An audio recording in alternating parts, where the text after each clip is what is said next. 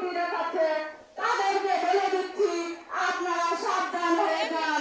ভয় দেখানোর দিন শেষ, জনগণের বাংলাদেশ। আপনারা আমার চালিকা শক্তি, ২,৫০০ জনগণ আমার মূল শক্তি। আপনারা জানেন বিগত ১৭ বছর আমি ২,৫০০ পার্টি অফিস চালিয়ে আসছি।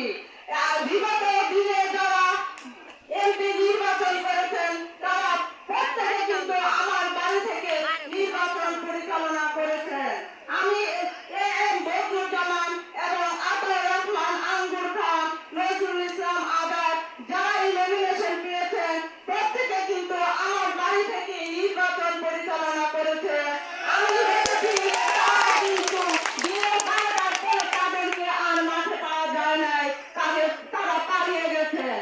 তাই আমি বলবো আমি ২বার মেয়র নির্বাচন করেছি, উপজেলা ভাইস চেয়ারম্যান করেছি। আমি কিন্তু এলাকা ছেড়ে পালিয়ে যাইনি। আমার ভোট ছিনতাই করে নিয়েছে, আমাকে ভোট ছিনতাই করে নিয়ে পরাজিত করেছে, কিন্তু জনগণের কাছ থেকে কিন্তু আমাকে পরাজিত করতে পারে নাই।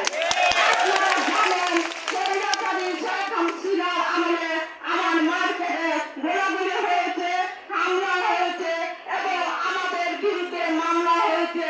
আমার অসংখ্য নেতা কর্মীর বিরুদ্ধে মামলা হয়েছে। আমার পরিবারের দেবর বাসুরের বিরুদ্ধে মামলা হয়েছে, তারা কিন্তু জেল খেটেছে। আমি বলবো যারা বলেন পারভিন আক্তার কোথা থেকে এসেছে তাদেরকে বলবো আপনারা এতদিন কোথায় ছিলেন? এখন এসে কথা বলেন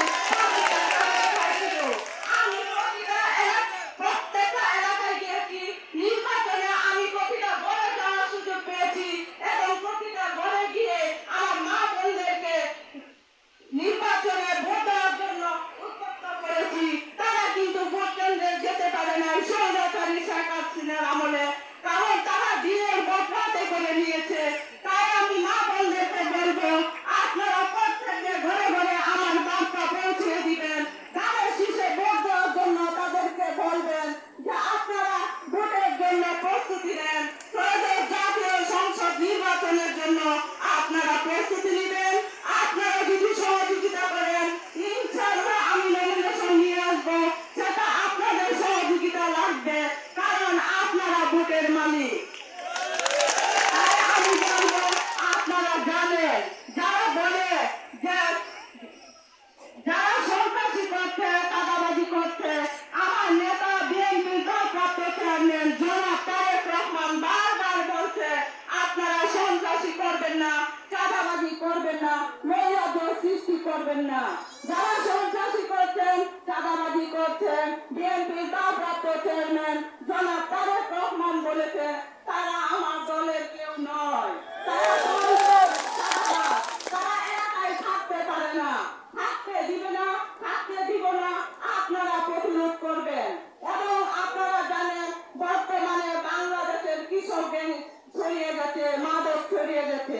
আমার অবস্থান থাকবে মাদকের বিরুদ্ধে, সন্ত্রাসের বিরুদ্ধে, চাঁদাবাজের বিরুদ্ধে। যারা সন্ত্রাসী করছেন, চাঁদাবাজি করছেন, তারা ক্রিকেটের দ্বার প্রান্তে যেতে পারবেন না, কারণ তারেক রহমান বলেছেন যারা চাঁদাবাজ তারা কিন্তু আমাদের দলের কেউ না, বারবার বলে যাচ্ছে।